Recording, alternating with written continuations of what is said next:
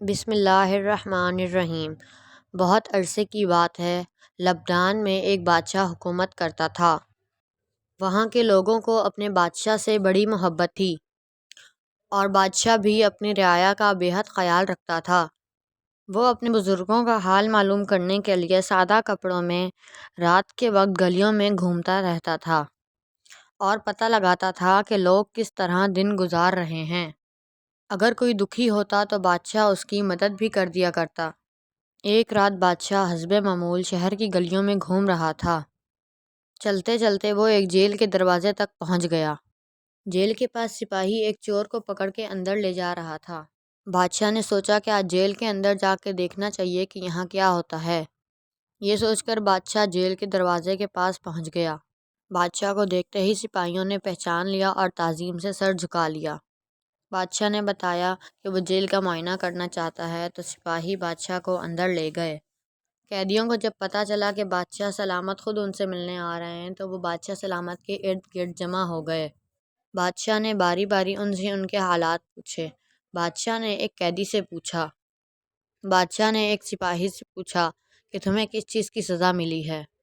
اس شخص نے کہا، بادشاہ سلامت، میں بے گناہ ہوں، میں نے کوئی جرم نہیں کیا، مجھے چوری کے الزام میں پکڑا گیا ہے۔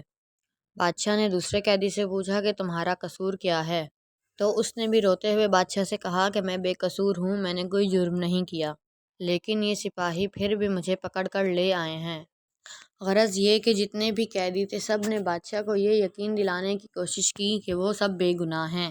بادشاہ سلامت سب کی باتیں سنتے رہے اور مسکراتے رہے۔ اتنے میں بادشاہ کی نظر ایک ایسے قیدی پر پڑی جو سر جھکائے الگ بیٹھا تھا۔ بادشاہ نے سپاہیوں سے کہا، اس آدمی کو ہمارے پاس لاؤ، یہ کیوں منہ چھپائے بیٹھا ہے؟ سپاہی جب اسے بادشاہ کے پاس لائے تو بادشاہ نے اس سے پوچھا، اے نوجوان، کیا بات ہے، تم منہ چھپائے کیوں بیٹھے ہو؟ اس آدمی نے بے حد روتے ہوئے کہا، اے بادشاہ سلامت، میں بے حد گنہگار ہوں۔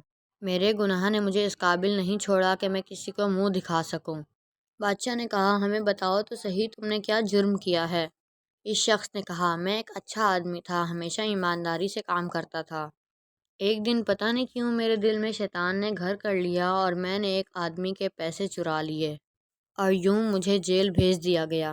بادشاہ نے سوچتے ہوئے کہا، یہاں یہ سب بے گناہ ہیں سوائے تمہارے، لہٰذا تم ہی ایک آدمی ہو جس نے اپنے آپ کو گنہگار بتایا ہے، تو اتنے بے گناہ لوگوں میں ایک گنہگار کو نہیں رکھنا چاہیے۔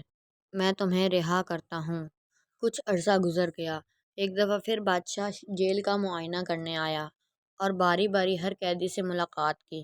اس بار ہر قیدی نے بادشاہ کو اپنے جرم کی تفصیل بتائی۔ بادشاہ نے یہ سننے کے بعد حکم جاری کیا کہ یہ لوگ واقعی گنہگار ہیں۔ یہ بڑے فخر سے اپنے جرموں کی کہانی سنا رہے ہیں۔ یہ سن کر یہ لوگ بے حد پریشان ہوئے اور بادشاہ کے جانے کے بعد اس کے وزیر سے پوچھنے لگے کہ جب اس شخص نے اپنے گناہ کا اعتراف کیا تھا تو بادشاہ نے اسے رہا کر دیا تھا، اور جب ہم لوگوں نے اپنے گناہ کا اعتراف کیا تو بادشاہ نے ہمیں مزید سزا دے دی۔ یہ سن کر بادشاہ کا وزیر، جو بے حد عقل مند تھا، کہنے لگا، پہلے آدمی کو اس لیے چھوڑا گیا کہ اس نے اپنے گناہ کا اعتراف اس لیے نہیں کیا تھا کہ اسے رہا کر دیا جائے، بلکہ اس نے اپنے گناہ کا اعتراف اس لیے کیا تھا کیونکہ وہ اپنے کیے پر نادم تھا۔ لیکن تم لوگوں نے بادشاہ کو پہلے اپنے بے گناہی کی کہانی سنائی تاکہ بادشاہ تمہیں چھوڑ دے، اور پھر بعد میں تم نے اپنے گناہ کا اعتراف کیا، اور یہ بھی تم نے اس لیے کیا تاکہ بادشاہ تمہیں رہا کر دے، اس لیے بادشاہ نے تمہیں آزاد نہیں کیا۔ اس کہانی سے ہمیں یہ سبق حاصل ہوتا ہے